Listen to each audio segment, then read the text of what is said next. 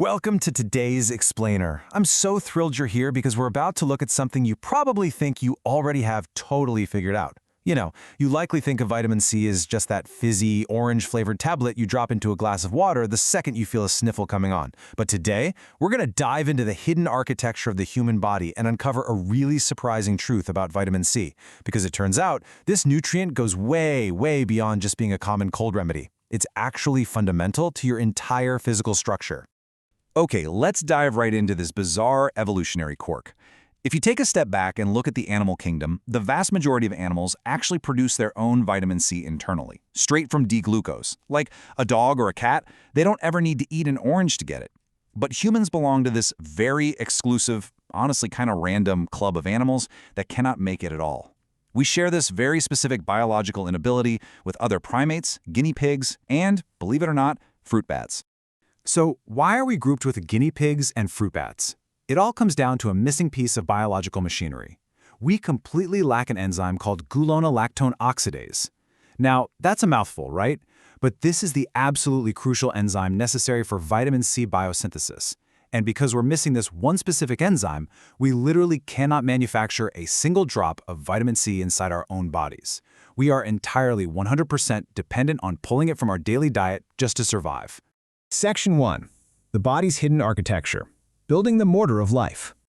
To really understand why our dietary dependence is so crucial, we've got to zoom in to a microscopic cellular level. See, vitamin C doesn't just neutralize harmful free radicals that damage our cells, it actually builds our physical tissue. There's a quote from the clinical data that puts it perfectly. Vitamin C provides tensile strength to new collagen formed, which would otherwise be unable to stretch without tearing. Think of your body like a giant brick building. Your cells and your bones are the bricks, sure, but collagen is the mortar, and vitamin C is the essential active ingredient in that mortar. Without it, the connective tissue holding your skin, your blood vessels, and your joints together just cannot hold its shape or stretch. The whole building literally starts to lose its structural integrity. Section 2. When the mortar crumbles. The reality of scurvy. So what actually happens when your body runs out of this cellular mortar? We usually think of scurvy as this ancient disease that only affected, 18th century pirates stranded at sea. But think about your own daily life. Have you ever noticed mysterious bruising on your legs out of nowhere? Or maybe gums that bleed a little too easily when you brush your teeth? When your diet fails to bring in vitamin C, your body can't just hit pause on its daily wear and tear. The structural architecture actually begins to collapse.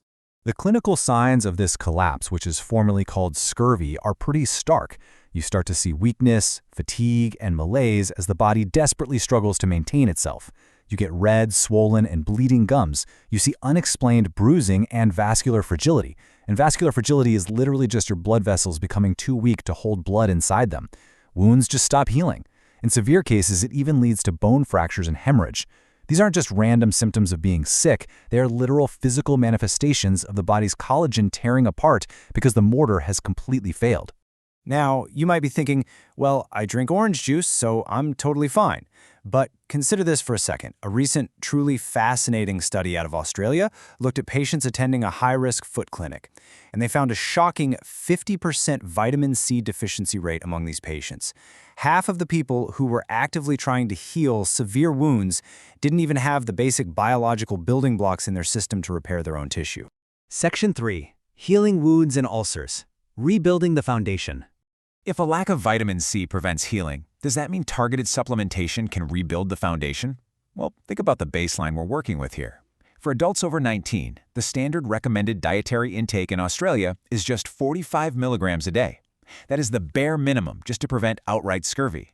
But when we look at therapeutic settings, situations where the body is actively trying to rebuild destroyed tissue, like with stubborn pressure ulcers or diabetic foot ulcers, researchers are using massive doses of 500 to 1,000 milligrams a day. Because that standard intake, that's just for daily maintenance. Real healing requires a massive influx of supplies. And when you look at how this translates into real-world outcomes, the results are just staggering. In an 8-week double-blind trial for foot ulcers, patients who were given daily vitamin C supplementation had a significantly faster healing rate and a much faster reduction in wound volume. But here is the absolute most critical metric. There were 0 amputations in the vitamin C group, 0, compared to 4 amputations in the placebo group. This drastic difference vividly demonstrates just how critical this nutrient is for tissue repair. When the body finally gets the mortar it needs, it can actually repair the wall. Section 4. The Hypermobility Mystery. Bleeding of unknown cause. Okay, let's put on our detective hats for a second here, because researchers have recently uncovered a fascinating link that connects the world of hematology, which is the study of blood, with structural biology. Here's the medical mystery that's been puzzling doctors. What do overly flexible joints, or joint hypermobility, have in common with severe unexplained bleeding and bruising? Because on the surface, being double-jointed and bruising like a peach seem completely unrelated, right? Hematologists frequently see patients suffering from a condition called bleeding of unknown cause, or BUC for short. These patients come into the clinic covered in bruises or suffering from bleeding episodes, but when doctors run all the traditional blood tests looking for hemophilia or clotting disorders, everything comes back totally normal. The blood itself clots just fine, the doctors are left completely baffled. So researchers decided, okay, let's look away from the blood itself and instead look at the vessels holding the blood. And when they tested the vitamin C levels of these BUC patients, the discovery was massive.